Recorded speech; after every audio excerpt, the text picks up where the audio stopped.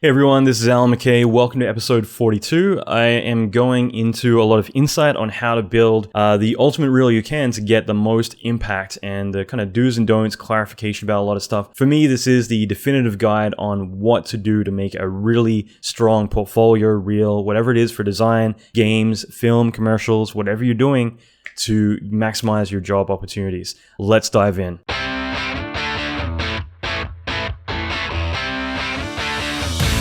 Welcome to the Alan McKay Podcast. Alan is an Emmy Award-winning visual effects artist and mentor to many leading industry experts. Listen in as Alan talks with other industry leaders in film, video games, and visual effects about their experience, lessons, and methodology. Alan will teach you pivotal advice to fast-track your career, better your skills, and reach your ultimate dream job. Check out the latest episodes on alanmckay.com.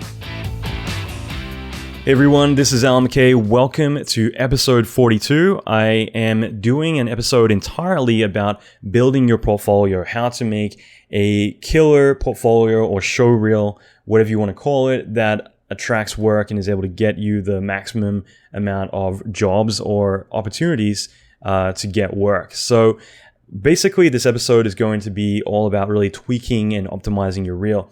I'm not sure if you're aware, but last week, actually, we did the very first webinar of Review My Reel is what I called it. So if you go to www.reviewmyreel.com, so all one word, reviewmyreel.com, you can sign up for a webinar. And we had 150 people, a little bit over that, sign up to participate in this live webinar. And the whole idea is that every time we will do this in the future, I'm going to be bringing on a guest from the industry, an expert who typically hires a lot of people, reviews reels for a living, usually handpicks people to be on their team. And this is going to be a lot of fun and very insightful.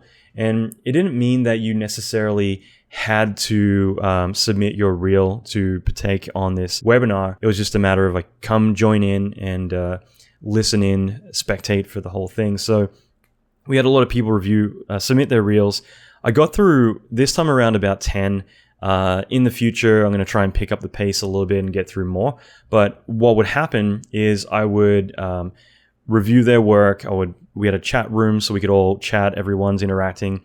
Everyone's really constructive and supportive. So, everyone's all cheering each other on when they're looking at their work, asking questions. I think that, it was a lot of fun to do. And then once we've reviewed that, I would unmute their mic and talk one-on-one in front of the 150 or so people, but talk one-on-one with them and give constructive feedback. And like I said, future episodes, I would actually be bringing on another industry expert. So you would get every webinar would be other people who have, 10, 15, 20 years experience in the industry, able to constructively give you a lot of feedback about your portfolio, your reel, your website, all that stuff. And I wanted this to be very diverse. So sometimes I might be bringing on a character animator, a director. I might be bringing on a VFX supervisor, a head of 3D at some studio. Other times it might be more design, illustration, motion graphics. So I really want to diversify this a lot. And I think that it's just something that even if you have 10 years experience, I guarantee there's going to be a lot of great information that's going to come from this that you mightn't have ever thought about looking at this stuff. Because I know the more I work with other teams when we're trying to hire people, it's really interesting to look at how other people review work or think about work. So that way I'm always kind of learning stuff on my own just from seeing how others might kind of perceive people's work when they're thinking about hiring them. So, I think this is going to be really great. I want this to be every month we're going to be doing it. So it's going to be really, really cool. And what I wanted was this episode was going to be around some of the kind of key takeaways from the last webinar, but also just in general, a lot of stuff. I don't get into as much as I want just because this is a subject, I've been doing my entire life and I literally have... I had about 20 pages of notes because it all comes down to, it wasn't just about like keep your reel at 3 minutes and try and only put on your best work and your, whatever. It wasn't about that. It was about thinking about your target audience, what your ultimate goal is from this reel. There are different stages. Like if you were to be a studio, you would be making a very different reel to what you'd be doing if you're a specialist or if you were a generalist. So there's very different things you got to kind of keep in mind, even about like the kind of core information to put on there to kind of maximize people taking action. Actually, one thing I didn't mention in this, which I will mention, is YouTube. People always ask me whether to post on Vimeo or YouTube. I'm always going to say put it on both because you're maximizing the amount of people viewing it. Same thing with Facebook and everything else too.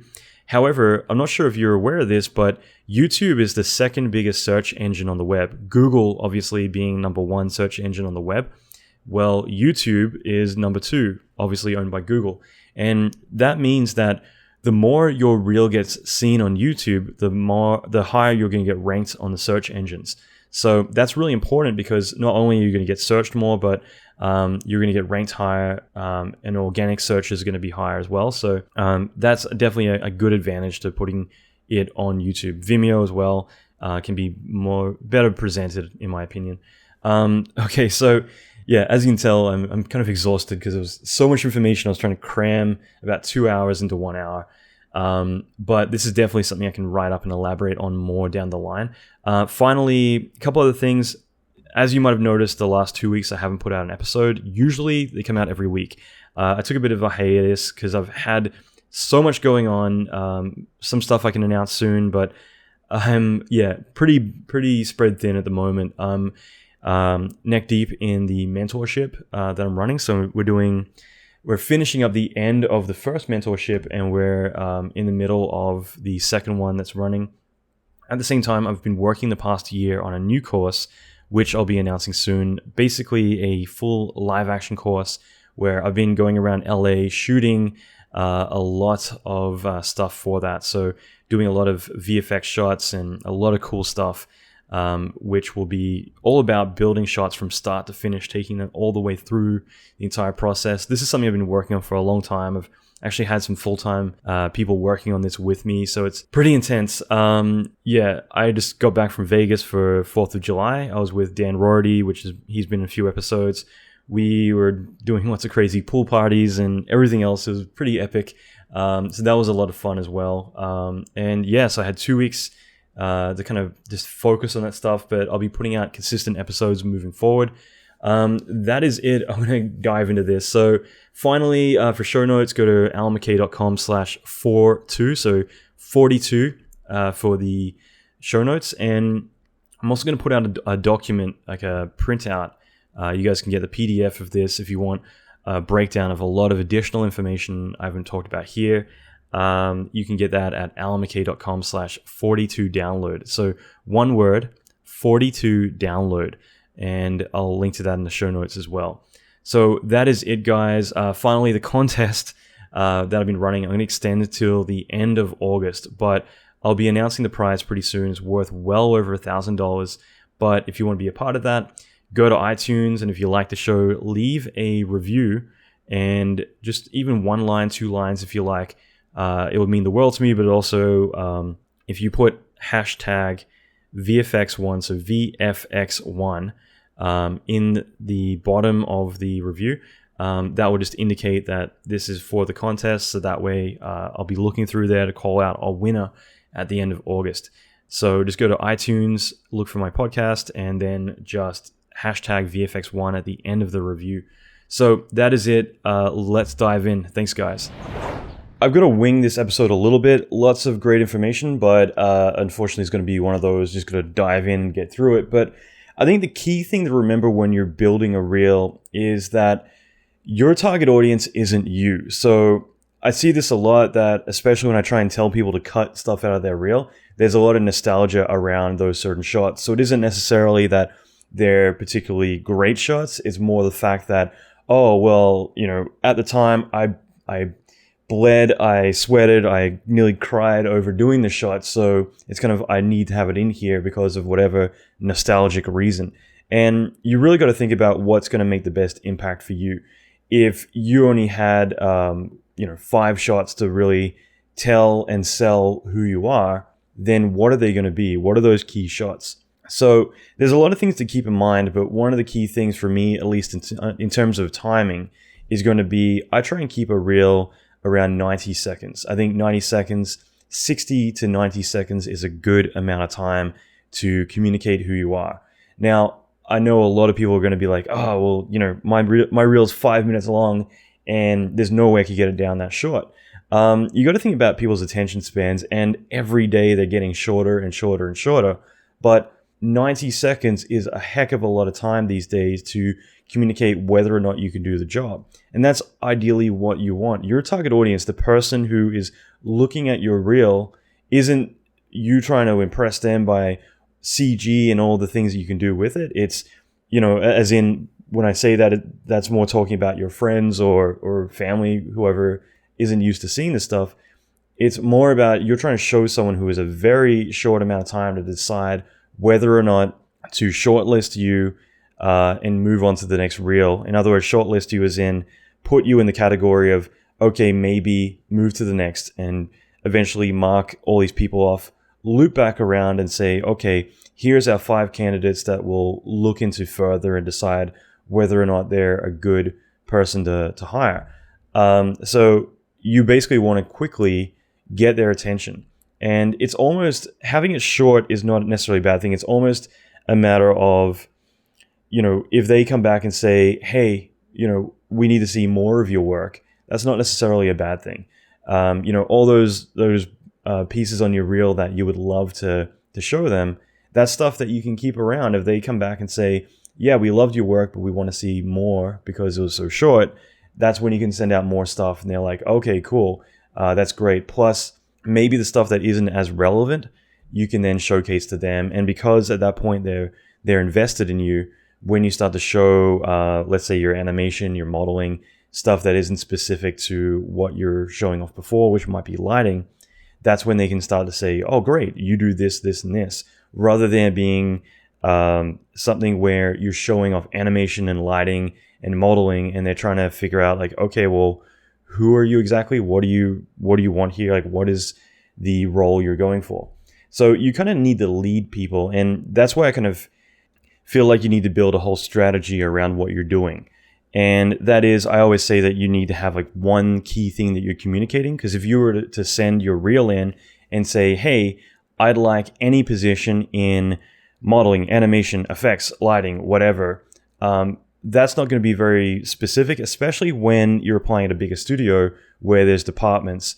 HR, like human resources, is not going to know where to send you. So it's more about leading them into the whole timeline that you want. Okay, so you want to be doing the thinking for them rather than them having to think, okay, I think you would be best suited for this category. That is not a good way to work. I mean, if you ever want someone to do something for you, the key thing is to be very direct and just say, this is what I want, or this is who I am. The less thinking involved, the better. If you ever have managed artists or managed people, you can always tell when people are very new to supervising or to managing a team, because they'll be very much like beating around the bush about stuff. They'll say, hey, I was wondering if you don't mind, can you please possibly do this thing? It's a lot of work, but, can you please maybe get onto this later on in the day, or to sandwich it with, how's your day, blah, blah, blah, blah, blah, and then insert kind of very indirect task in the middle, and then add to the end of it a bunch of other stuff about what are you up to this weekend or whatever, thinking that by doing all of that, you're being really polite, you're not demanding or commanding them at all, when really you're just being very confusing and indirect. And that's what I mean. Like, you don't need to be, if you want to get someone to do something or ask someone, you don't need to be rude, but I think being direct and saying, hey, how's it going? I've got a task for you. Can you please do this? Let me know when you're done. I really appreciate it. Talk soon, Alan. That's going to go a lot better than a one-page thing trying to sandwich it in there. And that's what I mean. Like, people don't want to think. And if you send something like that, it's very unlikely they're going to do it, because they don't know where to begin or how to make sense of this. And the more effective communicator you are, the better. And it also means you can lead people to certain places. So again, if you want to maybe get a job somewhere and you're talking to someone, you can always get them to kind of come up with the idea of, hey, you would actually be really good for this job, by putting some key things in here and there. And I mention all this just because communication, I think, by far is the most important skill you can ever have in your career, but also in your life. And when it comes to applying for work, it's something I've said over and over and over, is that you need to lead people. If you come into them and say, hey, I'm applying for a modeling position, however, then you kind of install these other open threads for them to kind of lead into, oh, well, you also have lighting and compositing experience. Well, actually, we have some openings for compositing right now. Maybe you'd be suitable for that for now, and we'll talk later about whether or not there's some lighting positions down the line. You're not eliminating your chances at other opportunities by saying, I'm only this. But you do need to lead with that, because otherwise people just don't know how to categorize you in their head. And the more specific you are, the better. I've also mentioned this before about there was a time, where I definitely seemed to get categorized with doing lots of fire, which definitely worked for me. Going to ILM, for instance, my first day, everyone was saying, hey, you're that fire guy. And a lot of studios I go to, they would, like Rhythm and Hues, for instance, they wanted to open a new department specifically for creating fire, because that's something that they had never really tackled. Whereas like water, creatures, talking animals, you name it, they had all nailed. So again, kind of the more specific you get, the more you're going to become that go-to person. And I think that's really key. So when it comes to this, leading is way more important. So doing a reel that's more specific to the category that you're applying for, like cutting out the stuff that may be good but isn't relevant specifically to that, I think is really going to help directly impact what you're doing. And like I said, if they come back and say, hey, it was 90 seconds, but we'd love to see a little bit more of your work, that doesn't necessarily mean that it's got to be just that one category. You just say, okay, well, those were bits from a reel specific to effects, but I'll send out more of my work, although, just as a heads up, it's more lighting and more animation. They say, okay, great. By this point, and this is where I say about leading and telling kind of a story or doing your strategy, is that initially you just want to get registered, like get on that short list, and then you kind of build this rapport with people. And this applies to everything that I've communicated through all the podcasts, all the talks I've done around the world, all the things that I do, is always about, you want someone to be invested in you before you go on and elaborate and kind of build upon this. Because once, I'll use the metaphor, like let's say once they've built that file in their head of you, you can start to flesh it out and paint more of a picture. But if you just throw it all out there in a big jumbled mess initially, it's going to be a lot harder for them to kind of categorize how and where to place you. But you can actually guide them by doing it bit by bit. And so, yeah, initially you can say, this is who I am, this is what I'm applying for, but then start to build upon that and say, I also do this, this, and this. And initially, if you'd said, lighting, effects, animation, that would kind of be like, shit, okay, well, what are you exactly? Because we are trying to hire for multiple positions and we don't know how to categorize you or who in which department to place you. But once they're invested and then you say, oh yeah, I've got all these other talents, then they're going to be like, holy shit, so not only are you doing effects, but you also do this, this, and this. That's awesome. Like, you really are going to be a valuable asset here. So you're still placing yourself in one category, but it kind of allows them to kind of start building this bigger rapport with you, a bigger idea of like, wow, you can do all this stuff. Shit, well, it's probably going to allow you to have a bit more leverage for negotiating money and also longevity at the company. It's more about drip feeding that information. And at the same time, I've mentioned this before, but it's kind of like, if you need to be relocated, if you need a visa, all that kind of stuff, you don't start waving around like, hey, I'd like to apply. By the way, I need a visa and I need to be moved to a new city, because suddenly it's like, shit, okay, you're a bit of a burden, whereas this other person who mightn't be as good, they don't need any of that, so we'll go with them. But if you initially communicate your work, and this isn't being sneaky or sly, it's more about just, I use the analogy and it's probably not politically correct, but if you were to go on a date, and I've used this before, but I think it's just pretty accurate. It's like, if you go on a date and you start acting crazy and dumping all your baggage onto the girl or the guy you're dating, they're probably going to be like, okay, nice first date. I'm going to keep shopping around now for someone else. But you go on a few dates and then you start saying, by the way, I'm completely insane and I've got all these issues and this is why the last person left me. By that stage, they've probably invested enough time into you that it's not as big a deal. It's like, oh, I really like this person, but there's something going on here. I can't quite put my finger on it. The alarm bells are kind of drop down a little bit rather than just kind of like too much information at once. Warning bells everywhere, move to the next. So, like I said, probably not the best analogy to always use, but I do think that, in this case, it's kind of like, are you going to be a handful to take on, or get invested with the company? So they're like, okay, this person's really cool. Then it's like, by the way, I'm actually 1,000 miles away. I need to move out there. Blah blah blah. By that stage, they've kind of put everyone else to the side. They're not thinking about well, we've got these 3 candidates. It's more down to, all right, you were really good. We'd like to hire you. What's it going to take? And it's like, oh, you need to be relocated. Okay, well, let's figure something out, And so it's more about drip feeding the information rather than just kind of dumping it all on them. That's really kind of key. And I think that with your reel, all that kind of stuff, less is more, because you can drip feed more information and kind of go from there. So that's kind of key, is I think making a very specific reel to the type of work you're trying to go for. Now, one of the key things I see a lot of people do is they make a really, really long opening title, as in their name comes up, it fades in, does some lens flares and other stuff, and then fades out, and then starts to show up the actual work. And maybe 20 seconds goes by in that opening title time. And I get it, you want to make it like a movie and make it very grandiose. However, you got to keep in mind that people's time is very valuable. And like I said, they just want to click through and see what caliber you're at, and then shortlist you or move on to the next person.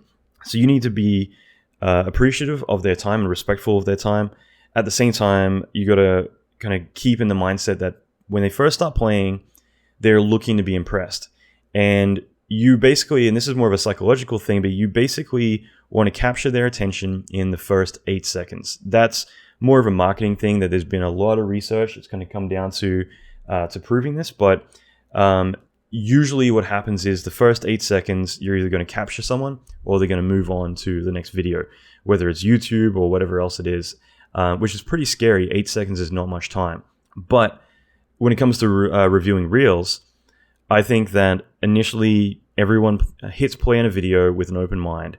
And what you want is to fish them in to keep moving forward. And if they switch into the yawn, okay, start clicking through and seeing what they've got, you're more likely to start to lose them at that point.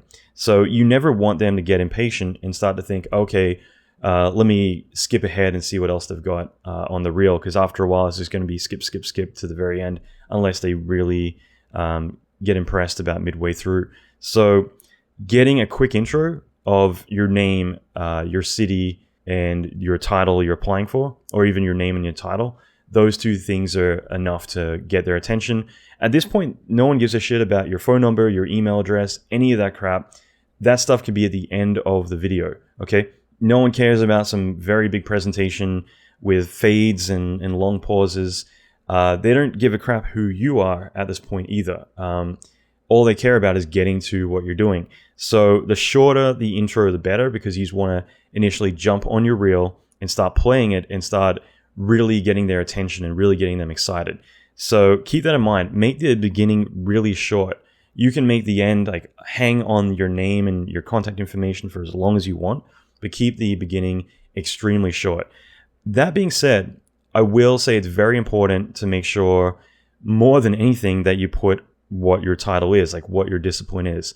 Whether you're applying for a design gig, whether you're applying for motion graphics, you're applying in video games as an effects artist or as an animator or whatever it's going to be.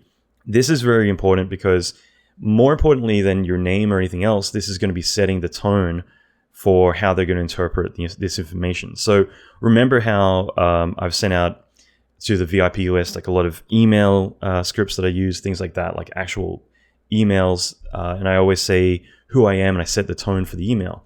Because if you're applying for a job and you say, "Hi, I'm Rick," and then you proceed to go on about places you worked and everything else, And at the very end, you mention that you've got 20 years experience and you worked at ILM, Pixar, whatever. They're going to read the information very differently to they would have in the very beginning.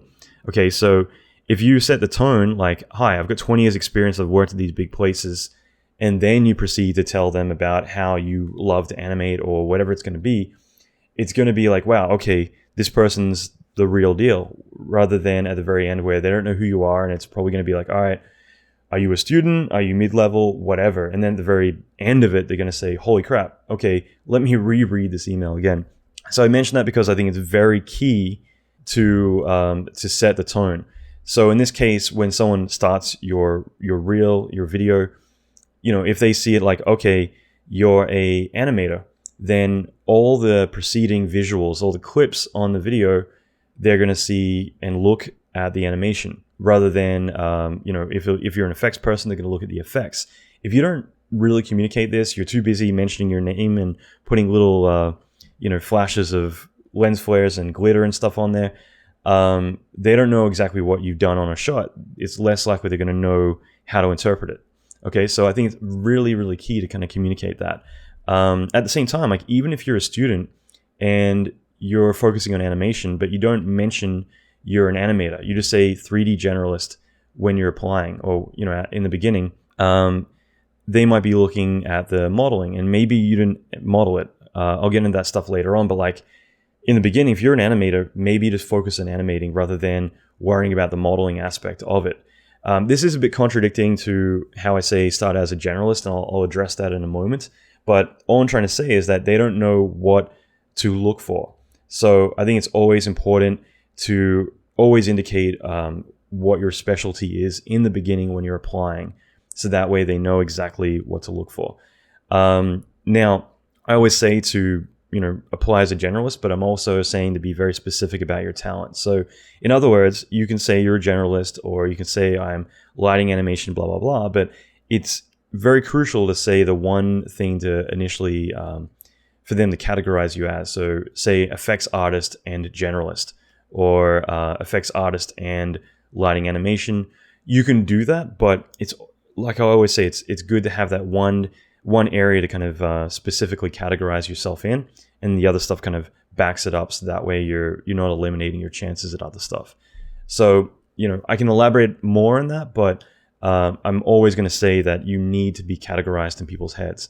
You can model, like when I first got into TV commercials when I was about 17, I got brought on for effects, but I was working at a TV commercial house in Sydney, Australia, and obviously they weren't going to have just effects work for me. There was no way there was enough effects work or 3D work going around at the time. So I initially came in, and my first job was animating talking dogs. So animating the jowls, for the dogs to move and talk. So initially I would have to model, shade, and texture it all, track it, animate it all, and then the next job was a modeling gig. And then eventually I got to do some particle work, and it was, kind of move from there. But in their mind, I was always an effects person, but coming in, I would need to do generalist stuff. So you're not eliminating yourself by saying I'm only one thing. So like I said, keeping it 8 seconds, very key. Communicating who you are, like less than 8 seconds initially to kind of get their attention. Communicating who you are in the very beginning, so that way you're setting the tone, setting the theme for how they're going to view your work. Finally, a couple other things I'm just going to mention. Some people say to leave your best shot till last, because that way you're ending on a high note. Do not fucking do this. So I do agree with that. I'm just basically just going to say that, like, if you do that, there's more of a chance of them never actually getting to the end of your reel, because they watched the first bit, some things were really weak, so they switched to the next reel. Like, especially back in the day, I'm going to segue for a moment, but back in the day of looking at reels, they would be on VHS cassette. You would send out this reel, someone would get it, they'd have to open it up, put it in. It takes about 20 seconds to play, and then, it's just a nightmare to go through the whole process. So if the reel isn't really hitting the mark within that certain amount of time, they're just going to eject it, move on to the next. Same deal with someone's reel on Vimeo, YouTube. it's easier to access, but you're still going to start clicking through saying, is there anything good on here? No, move to the next one. You want to really capture their attention in the beginning and then kind of feed on that. So I do think that it's great to end on a high note. You look at movie trailers, everything else, there's always that epic money shot at the beginning. But unlike that, you really need to capture their attention in the beginning to warrant them watching all the way through to the end. So if you have one really amazing shot, put it at the beginning, set the tone in the very beginning where they're like, whoa, who is this person? I want to keep watching. And then at the end, if you want, end on a high note, but that should be a, more of a last minute thought. It shouldn't be, this is my best shot. I'm going to save it to last. Okay. I think it's really important to keep in mind that people's attention spans are short. So you really need to drip feed them and keep them hanging on and wanting to see more. And that's where I'm going to say probably the most important thing here is that you want people to feel like they want to see more. They're going to beg you to send more work rather than feeling like they've seen too much. So less is more in that point. You basically really need them to say, hey, that was amazing. Like, damn, I wish there was more on this video. Then like, man, that was cool. But that one shot, I don't know, I was sold until I saw that, and that's something I see and hear so often is that there was like one or two shots on there that completely changed the tone of, of the entire thing. So keep that in mind. I think it's just, such a crucial thing, but you really need to be brutal. You really need to think, okay, what are the bare minimum amount of shots I can put on here that is just going to blow them out of the water? If you've ever a shot where you're like, yeah, this one isn't quite what I want it to be, so I'm kind of thinking I'll put it in the middle or whatever, just get rid of it. Like I said, they can always come back and say, give me more, but you don't want them to ever feel like, I saw too much. At the same time, and I've mentioned this before, I'm sure, because it was a real eye-opener for me, but Blur last year, looking at a lot of reels, this is just like one of those things that really made me realize that some people can be pretty brutal about their hiring process. And that is that one of the supervisors was looking at a lot of reels. I was looking through them too, and we both agreed one person was great and we should hire. And he was actually saying, yeah, he was at the top of my list to hire, but there was some text at the very end of the reel, which was his funky kind of like 3D logo, contact me information text. And that wasn't so good. And I was like, yeah, I agree that looked really shitty. But I personally, don't have time to make some really amazing 3D logo text. But that's the whole point. As a supervisor, I guess some people are going to look at it like, okay, I want to hire people who are really good. I don't want to have to supervise them and babysit them. So they're going to look at like, okay, this person's professional work was really good, but their logo work might have been as good.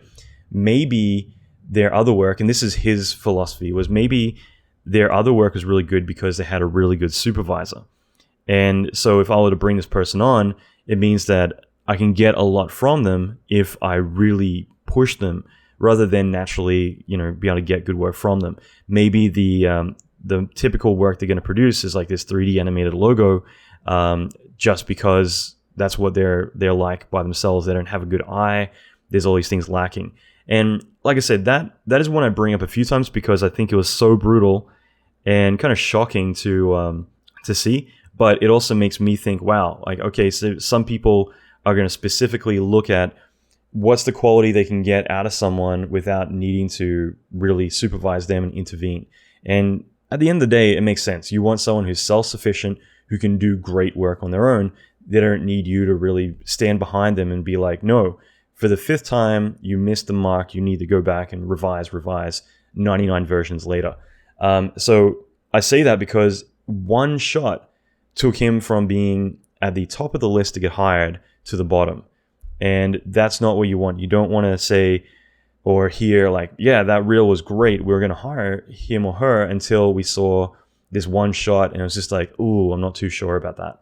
And I'll elaborate on that a little bit more to do with like the transition from your student reel to your polished, finished reel. But just keep that in mind. It's such a crucial thing is keeping it short doesn't necessarily mean like just duration. It's more about eliminating anything that's going to make them second guess. Okay. Maybe I'll go back to dating and just say that, you might go on that first date with someone and be having a great time. And then they say that one little thing and makes you think, ooh, okay, now I'm kind of worried about this person. I'm not quite sure if I want to see him again because they could be nuts. Like it can hit that little trigger. And so, yeah, I'm using a lot of dating analogies here. I'm not quite sure why, but it makes sense. I mean, the first impression is all they have to go by. So you don't want there to be that little spike that makes them be like, ooh, I'm not quite sure whether this is a good fit. So keep that in mind. You want to just really sell them, just blow them out of the water. Less is more always in these cases. One of the things I was doing with the real review stuff was I made everyone fill out a survey beforehand. And it was, literally 3 questions, I think. One was your country, one was what you currently do, and then one was what you want to do, like describe your dream job.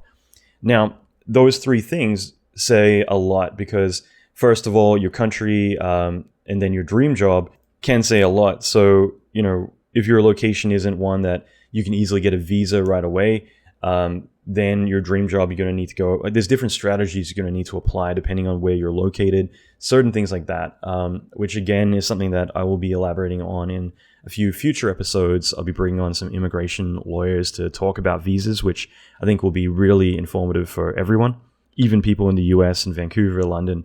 So that being said, dream job is basically what you're targeting. Because if I look at someone's reel, I can say, wow, this reel is awesome. And that's when we're doing the reel review sessions, that was something that I'd see a lot. It's like, your stuff's really great, but you mentioned that you're trying to target specifically feature film work in effects.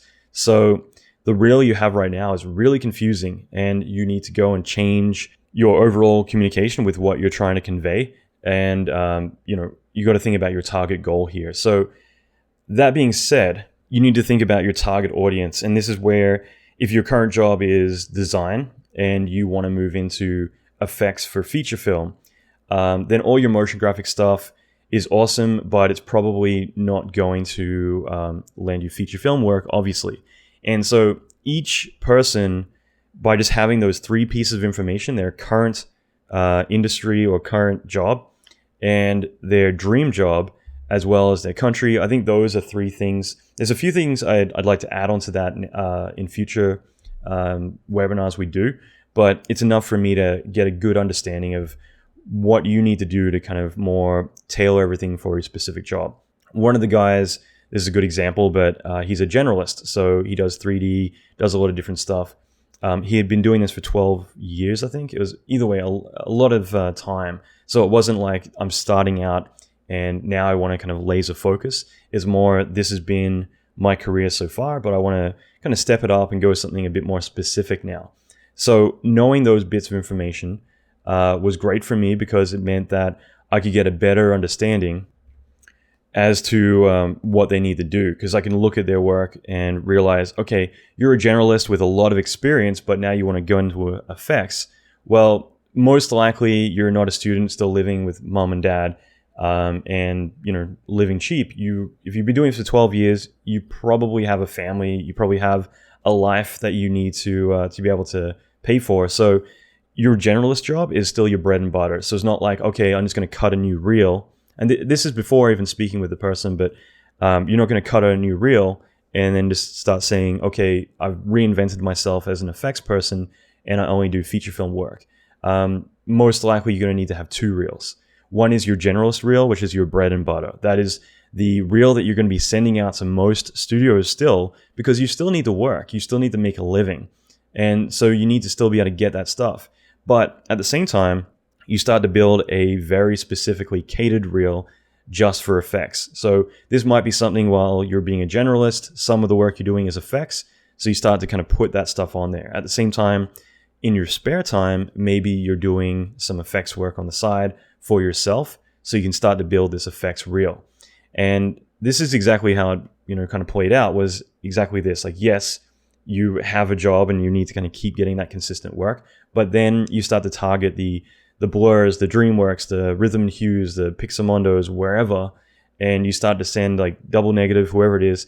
Those are the ones that you're sending the effects reel rather than just your generalist reel, because there you want to be conveyed as an effects person, but you still need to have your bread and butter job of being a generalist outside of that. So you have two reels with completely different purposes. One is your day job, one is your transition, and you kind of have to treat it that way.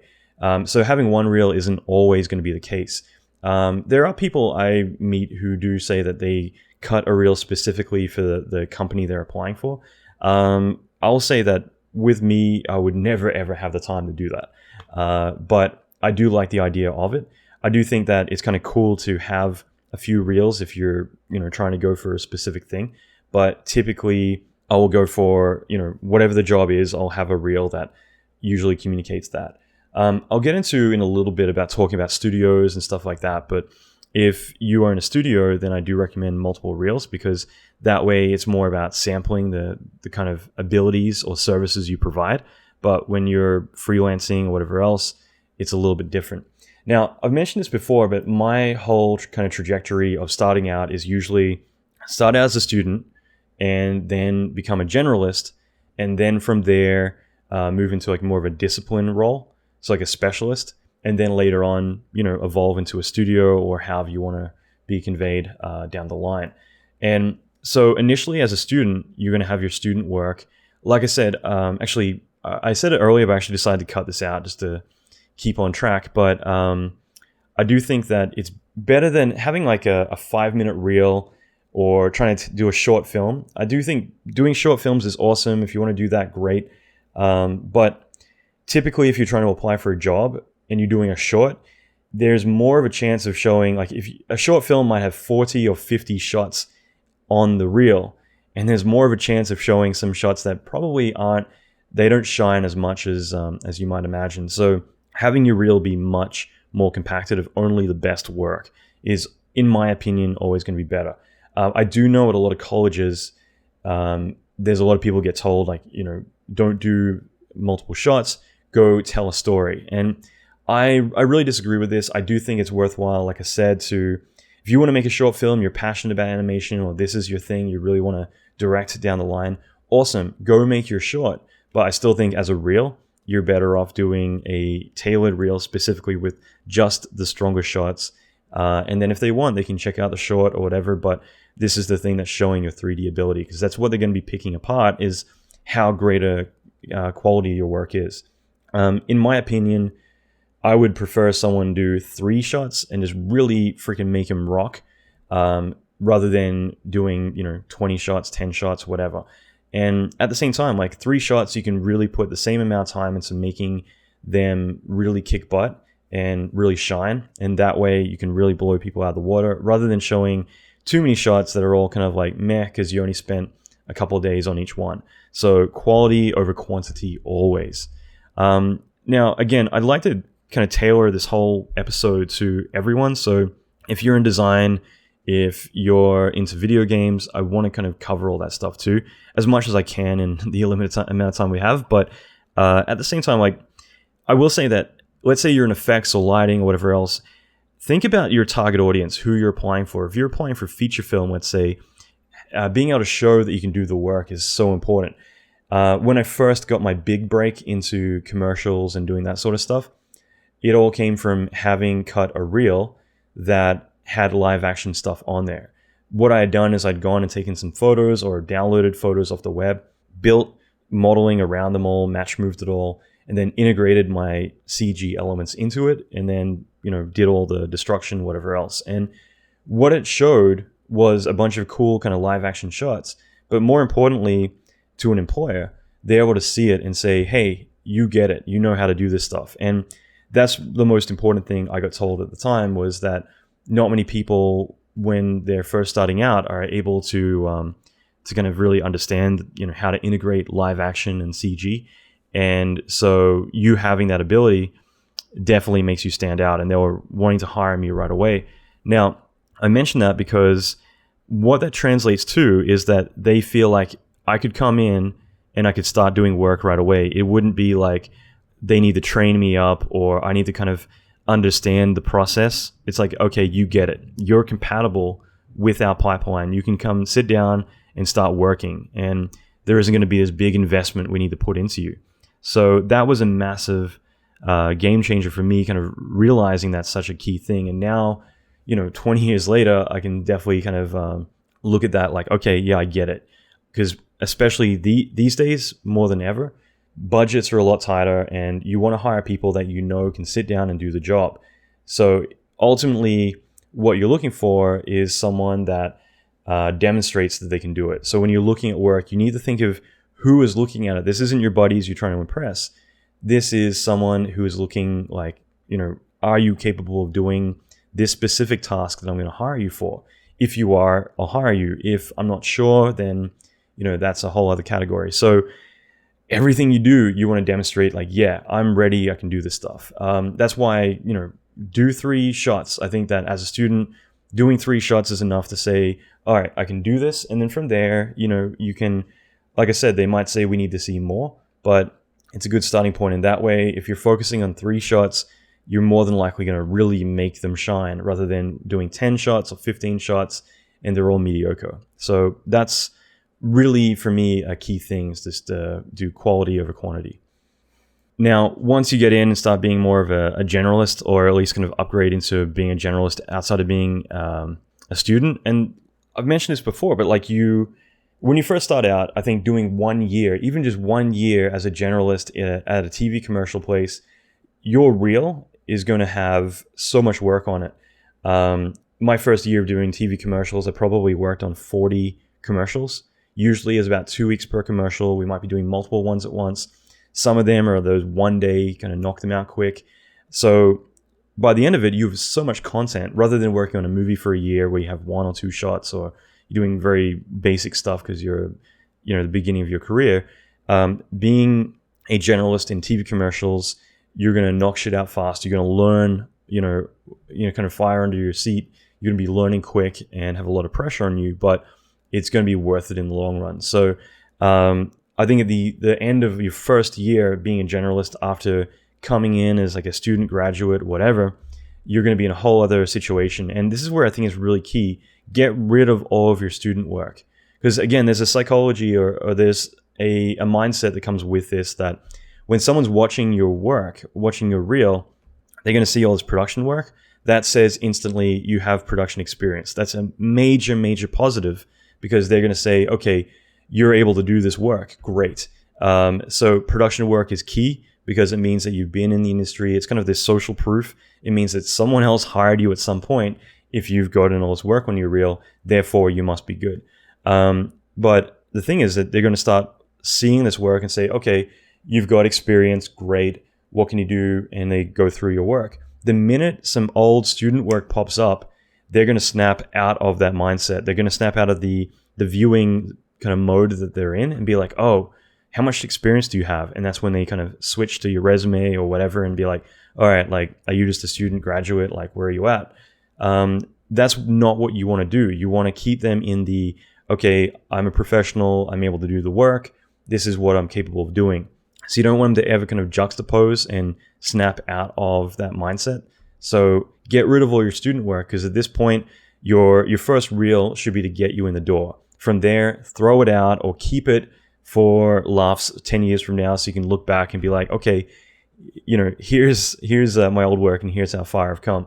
Don't keep your stuff around just for the sake of like nostalgia. Oh, I really loved working on the shot. I think it's still cool. Get rid of it. You only want production work, so that way you can showcase that now you're an industry professional. This is what you do. Really, really key. At the same time, turntables and breakdowns, all that kind of stuff. I think that turntables are cool. If you're a modeler, I still think that it's valid having some of the stuff in there, but I don't think it's good to go overboard.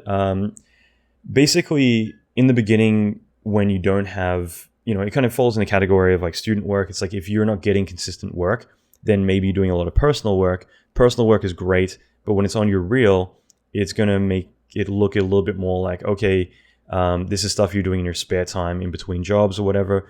Again, you want to kind of showcase production work. What I would say is a good combination is to put 1 or 2 turntables on, but put them on at the end of your reel. Because if you start your reel out with some turntables, it kind of jumps out of that flow back into, are you a student or is this a hobby or whatever? Production work says, I can do it. People have hired me before. I've got industry experience. But at the same time, like, having some kind of behind the scenes stuff kind of can be pretty useful because people can see more clearly what you've done. So, same thing with breakdowns. Like, a breakdown is basically, you might show a wireframe shaded view, like ambient occlusion, then the comped pass, whatever, or a clean plate and then the finished shot, whatever. So that kind of stuff can be really cool as well. However, overdoing it can be overkill as well. Some people do it because they want to add fill, like as in add length to their reel, but ultimately it gets really, really boring really, really quick, and it kind of gets annoying. So, and again, if you do it at the beginning, then it again can kind of make it feel a little bit like, why are you showing me this stuff? Like, do you not have much stuff to show, or is this not too much production work? Having the production stuff in the beginning, and then maybe at the end you show like one shot and you deconstruct, show all the shaded viewport stuff, all that kind of stuff. That can be useful because it just kind of shows a little bit more clearly like what your contributions were.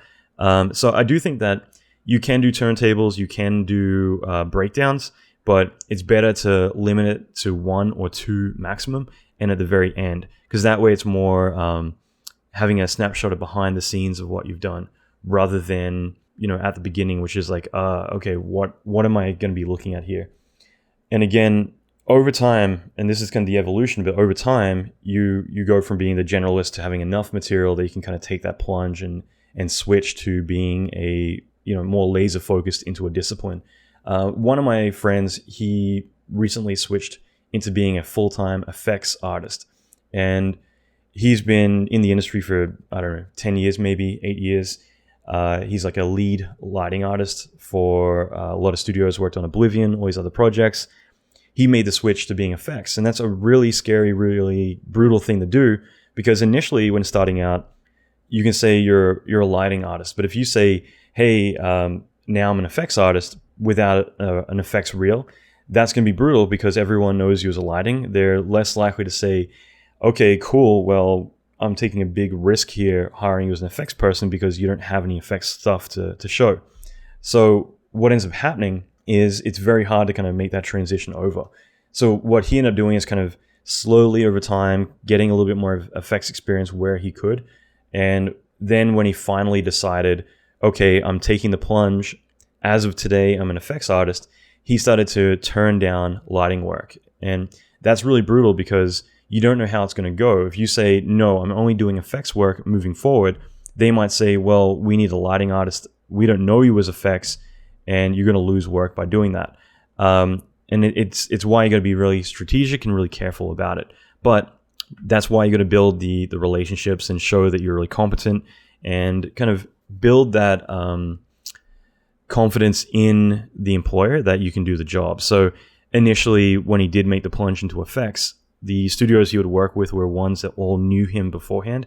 It wasn't like he went to a bunch of strangers and said, I'm an effects guy, when he didn't have that experience yet, because naturally they would say, well, show me your effects work, show me your production effects work. And of course, he wouldn't have any at that point. The other thing is be prepared to take a pay cut, because you're going from someone who might have 8 years experience, but it's more in lighting or more in another discipline. So switching to a whole other industry or a whole other discipline, you're not going to be able to function at that 8-year level that they pay you for. So you need to kind of have to start a little bit, not necessarily from scratch, but a lot lower down on the food chain, at least initially, but obviously you'll get kind of caught up pretty quick. So that's a really difficult thing to do. I remember for a while, I decided I wanted to start directing, and this is about 8 years ago. And, luckily I had a few clients, a few agencies I'd worked with before. They knew me, they knew what I was able to do. So they were quite confident that Alan's not going to fuck it up if we, start kind of looking for gigs that are more specific to this. So I was able to start directing a few commercials and doing that sort of thing. Whereas if I'd gone to strangers and said, I'm now a director, I wouldn't really get a break, because it's like, well, we know you from doing CG, or we don't know you at all. Why would we put a $300,000 or $500,000 project, or even a cheaper one, in front of you when we don't know you can do the work. So having those relationships, it's easier to make the transitions there where you're already proven. And then once you've got that, the effects work or whatever it's going to be within that protected area, then you can start to venture out and start to shop around as this newly created, now I'm an effects TD or whatever it's going to be. So it takes time. It's definitely scary to make that transition out. And you got to kind of be careful and very strategic about how you do it. Now, I will say having a specialist reel is great because that way you're laser focused in the one thing that you do and you can get well known for doing that. Like I said, whether it's fire or whatever it's going to be, people will start to turn and approach you specifically for that type of work. So I think that's really, really important. I'm going to, because I talk about more specialist stuff a lot because I think it's definitely the area to be in because you'll get the most recognition and you can really kind of build your brand around that. But another reel that you'll have down the line is if you were to later become a company or a studio, this is where you're going to have to take that step out of all of that and have a lot more altitude, kind of like the bird's eye view of everything you're doing. So when you become a studio, a lot of what I've talked about kind of reverses. Having that 90-second reel doesn't really apply as much. Having that laser-focused approach doesn't matter as much either because you actually want to showcase all of the abilities you have, your services, everything else. So if you were to later become a studio, you want to showcase that you can do animation. You want to showcase that you can do compositing, modeling, effects, all the things that you have strengths in that you're typically going to approach and try to get work for. One of the reels that we were looking at in the review session, that was actually a good example where as soon as I saw it, again, having that survey, I knew that David, one of the guys who was showcasing his work, that his ultimate goal was to be a studio. And because of that, I was able to say, yeah, this is actually fine. Like if you were applying to be a generalist or a 3D person, I would have, because the reel was about 6 minutes long, it was very broad. And I would have instantly said, this reel's no good, cut it down. But because his goal was, this is more me representing myself as a studio, as a company, it was a lot more accurate to what he should be conveying. And that is that you want to showcase all this stuff. I still think that a 6-minute reel is way too long. There were also a few things in there, like there were a lot of breakdowns. Again, breakdowns are good, but again, it depends on the type of reel you're doing. So I always see a studio reel as being more of a sampler. The reel that I have at the moment is basically a studio reel. It's something that, I'm not trying to get effects work. I'm trying to showcase a lot of different stuff. More of a mixture of my supervising experience as well as my effects experience, but also in other areas as well. So that's really important because you basically want to have a reel that represents your company, what your services are that you can do. And that way a studio or an agency can look at your stuff and say, okay, cool, we love the stuff you're doing. We want to hire you. But more importantly, and this is why I call it a sampler reel, a lot of times studios or agencies will review your reel and say, hey, there was a couple of shots you did at this time in the reel. That's exactly what we want for our project. Are you available? And this happens so often. So that's exactly what you want to have, is a reel that showcases, if it's effects or whatever, you want to showcase water, destruction, fire, atmosphere, whatever. And that way you're able to showcase your abilities, but also more importantly, you're able to have a sampler reel, which a lot of people are able to look at and say, yes, you've already done this before. We want to hire you to do it again. So it's really important. Now, in terms of having breakdowns and all that other stuff, like in regards to that reel that I mentioned before, I think that having a studio reel is really good, but then you have other reels that are more specifically cut. So when I launched Catastrophic back in 2005, what I initially did was I cut a studio reel, but then I went and I cut a game cinematic reel. I cut a TV commercial reel. I cut a car reel. And then I started to cut very specific reels like compositing, on-set supervision. These weren't necessarily reels that you need to put on your website, but they're reels that you might send out to clients or agencies when they're around, or if clients are in town, they come by for a visit, you can showcase exactly what you're doing.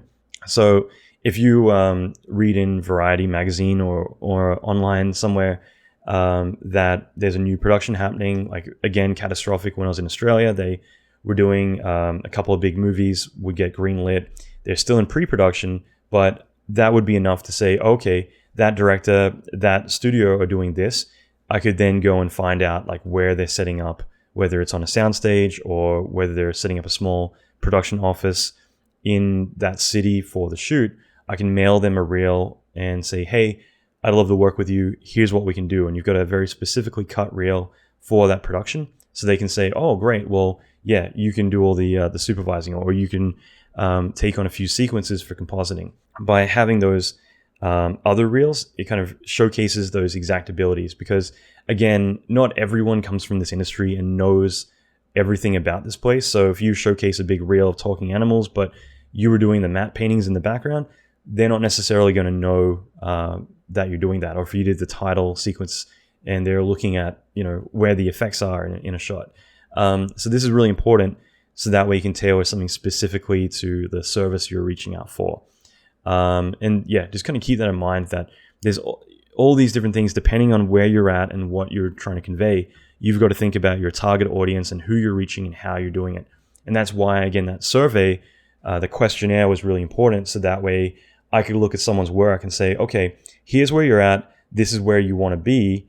Let me, look at this through the perspective of what you need to do to get to that goal. Anyway, so there's so much stuff I could go on about. This is actually a pretty big subject. So hopefully, again, it's a bit more of a random episode, but I'm hoping that there's a few hidden gems or a lot in there. A couple of things I will kind of rattle off really quick is, if you are, let's say, a technical director, or even with design, like there's going to be certain times when you might have your production work, but then you have stuff that you do personally that's really interesting. Let's say that you're a technical director and you have a lot of scripting and dynamics and other examples that you want to showcase, because these are technologically really interesting and really powerful, but they're definitely going to kind of interrupt that flow that we're talking about when you're looking at production work, and then it cuts to the viewport to show off some kind of weird gizmo in Maya or whatever it'll be. That definitely is that big disconnect that you don't want. So I see that a lot, and typically when there is a lot of R&D or scripting, stuff like that on your reel, suddenly your reel is going to go for a lot longer, because those aren't quick shots, they're demonstrations, and it just kind of definitely breaks up the flow of your reel. So what I suggest is doing a production reel and then a technical reel or an R&D reel, whatever it's going to be. That way you can showcase the production stuff and then you can showcase the other. Because usually what's going to happen is the person reviewing your stuff might be in human resources or another area. They mightn't be able to appreciate this other stuff. And maybe it's very possible that they don't even know what they're looking at. So when you show off like a character rigging reel, they might look at like, okay, this isn't finished stuff. Maybe you don't have any production experience, you're just a student. And they kind of categorize you as that, rather than saying, wow, you actually built this whole workflow for doing an auto rigging system and doing cloth pipeline, whatever. So by doing these separate reels, it means that it's kind of like a 1-2 punch. You submit both reels. One is going to be production. The other one, then they know that this is a more of a technical reel. So when it finally lands in the right hands, that's when they can say, okay, the person who knows what they're looking at is able to kind of appreciate it a lot more and say, wow, this is great, all the stuff that you're demonstrating. Same thing with motion graphics as well. You might be doing a lot of production stuff and it's very polished. You've had time to work on it. At the same time, you've got a team of other people working together on it. Then you've got your more experimental reel. And this is stuff that might be you on your own, but you're doing a lot of really different, more abstract stuff, depending on what you're doing. But this is a chance to kind of showcase that without it falling into the same category as the production work. Either it's going to be experimental stuff in terms of you trying out different stuff on your own, or maybe you're doing group work, or you're doing a short, or more themed stuff that's, you want to get it more segmented into its own category. So depending on what you're doing, there's definitely different areas that you can kind of segregate your stuff so that way it does get appreciated and does get viewed in the right context that it needs to be in. So again, it really depends, like when you do get to that kind of point in your career that you need to kind of figure out like, okay, who is my target audience? Who is this stuff being sent to? How do I want to convey myself? And you want to build that strategy behind it so that way they can really appreciate it. The final couple of things I'll say, there was one reel we looked at that it literally was one shot, and instantly I would have said this is not enough to go by. One piece is not enough. However, the way it was shown was pretty intelligent in terms of rather than sending me a Vimeo link, it was actually showed on his website. So there was a lot of other print work around it. And I will say, don't put print work on your reel. If you have stills, it just doesn't read as well. It just, even though the work might be amazing, it will just come off feeling kind of amateurish. I don't want to go on forever. That's why I'll leave it there rather than explaining too much why. But the amazing print work just won't get appreciated as much when it's put on video. And so I always say, if you want to show off some environments or very static images, it's still better to have a slight camera pan or something in there so you have some movement. But if you're literally just putting on images into your actual reel, it's a huge disconnect and it just kind of really takes away from what you're trying to do. But actually putting your reel and then sandwiching it in between all these other stills on a page works really well because they're able to see your reel. And of course, if it's not enough stuff, then they can actually start to see the other stuff on there and say, okay, well, I can see his other work too. This is really cool. You can definitely do your stuff. Maybe you don't have that experience and the amount of work on your reel, but you definitely have the ability and it's kind of showcased really well.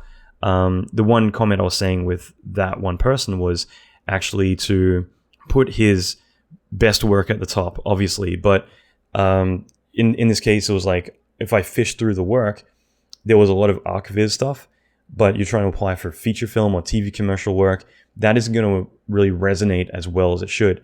But there was like a photoreal car on there. There was a couple of other things that were really cool and were more appropriate for the type of work he's going for. So this is where you want to kind of lead them by putting your reel and then putting like above it a photoreal car and putting a photoreal environment. And then later on, you might have your ArcViz stuff below it.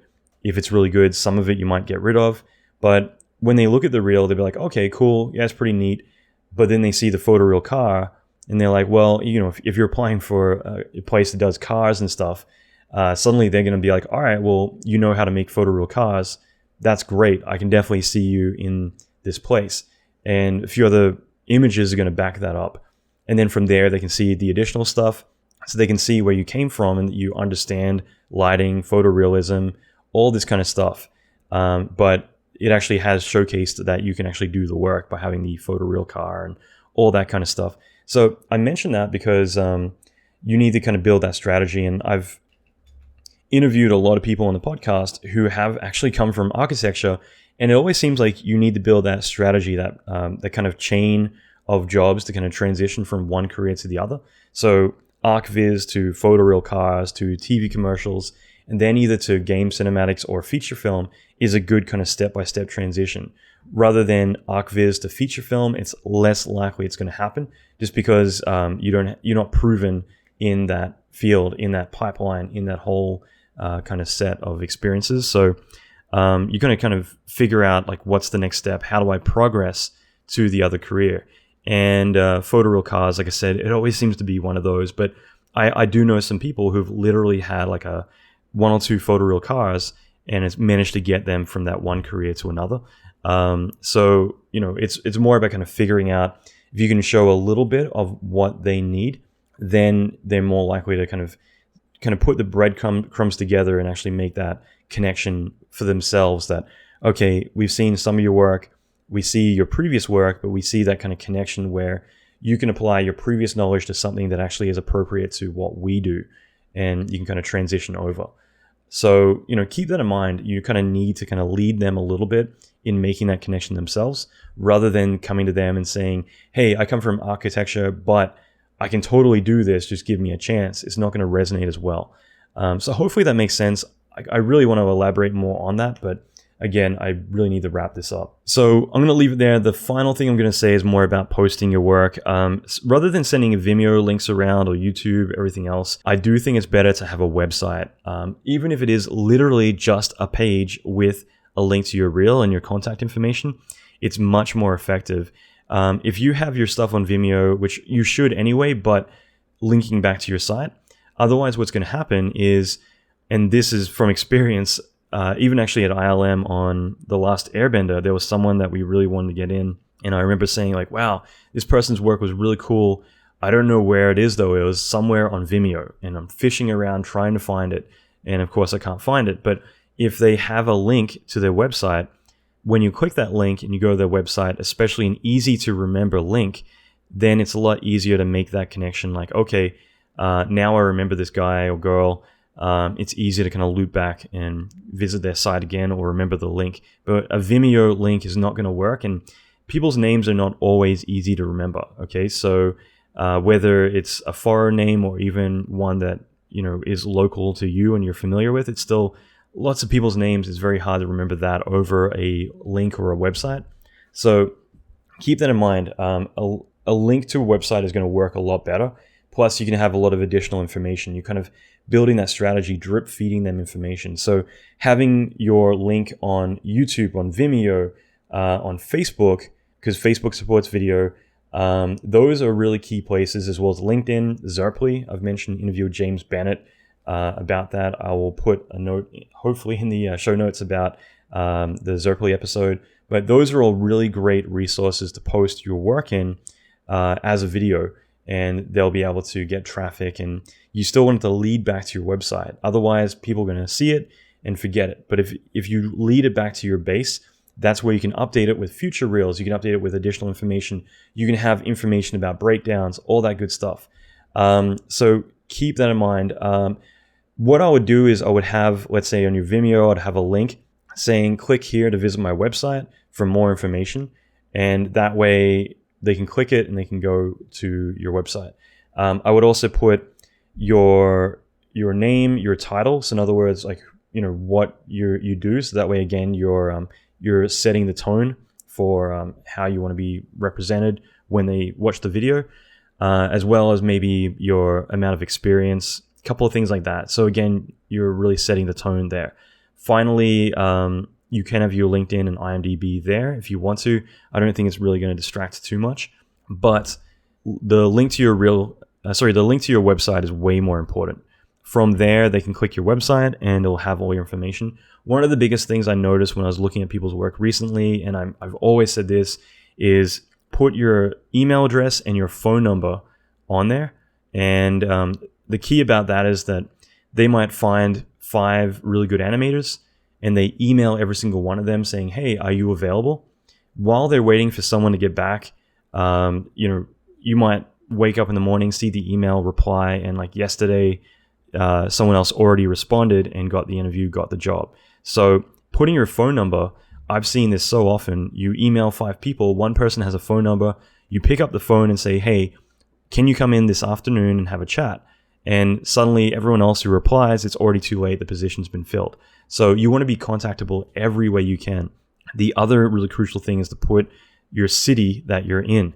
Because again, like everyone just assumes that the only people looking at their work on the internet are going to be from their town or their city. Whereas like you need to state what city you're in or what country, because otherwise like you can work both in your favor or not. Like they might assume that you're in the States. Turns out you're in Brazil.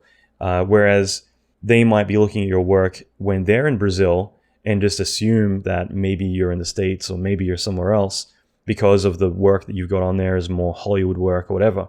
But if they realize, wow, you're in Sao Paulo, that's great. You're in the same city as us. Pick up the phone. Hey, what's up? Let's come in for a chat. That is way more important. So you want to kind of lay down the key bits of information that are going to trigger them to know that stuff. The final thing is what software you use. You don't need to outline everything, but these are the things that are going to qualify you and validate you. So initially, they've looked at your reel. That validates whether or not you can do the work.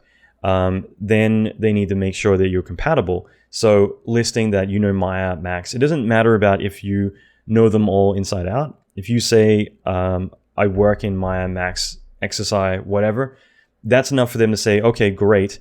You use the same stuff as us, or at least you have some experience.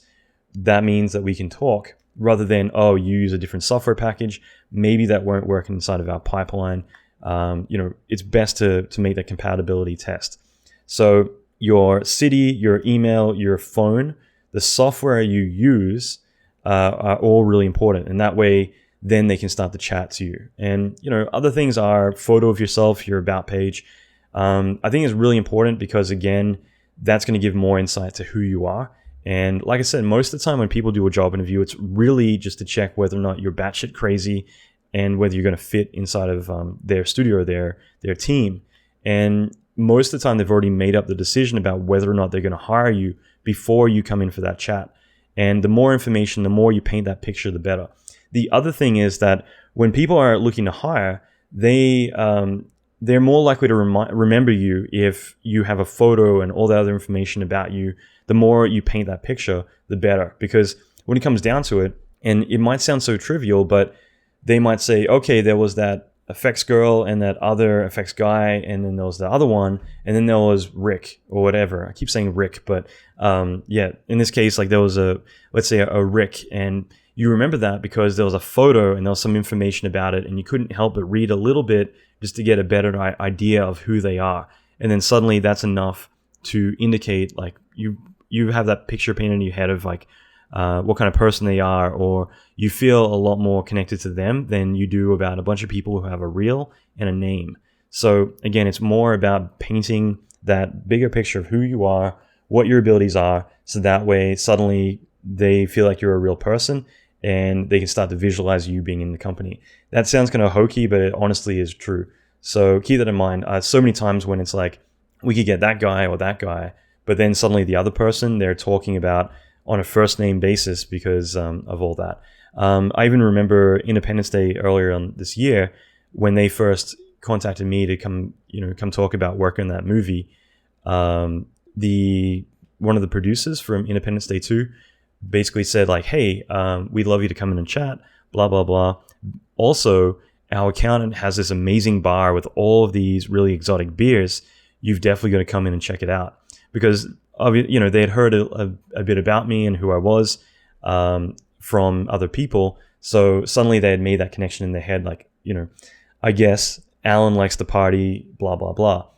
And it's not necessarily a bad thing because having that little bit of a connection that they were able to kind of say something about or get to know you a little bit more about that one trivial thing, it meant suddenly they could be a lot more personable with me as well as make jokes. We're able to kind of chat about that as well as, even later in the meeting, we're able to talk about that kind of stuff. So it sounds so trivial, but, having any kind of stuff like that can actually be really, really crucial. And at the end of the day, when it comes down to like, well, who should we hire? If they feel like they know you more or they've joked about some kind of commonality, it actually can go a really long way. Plus, again, if it's drinking or whatever, then they know that they can chill and have a beer with you after a long day or whatever. It's important. All right, so I'm going to leave it there. I mean, this is about 20% as always that I could get through, but I will definitely love to elaborate on this more down the line. But I just wanted to kind of convey as much information as I could within an hour. And this is one of the heart, like the essence of applying for work, is to showcase what you can do. So whether you're 3D, whether you're a designer, whether you're in video games, all of this is applicable to what you're doing, because it, at the end of the day, is actually about you finding tailoring your work to your target audience and making sure that you keep their attention the entire time that you're trying to convey that you can do the work and validate yourself.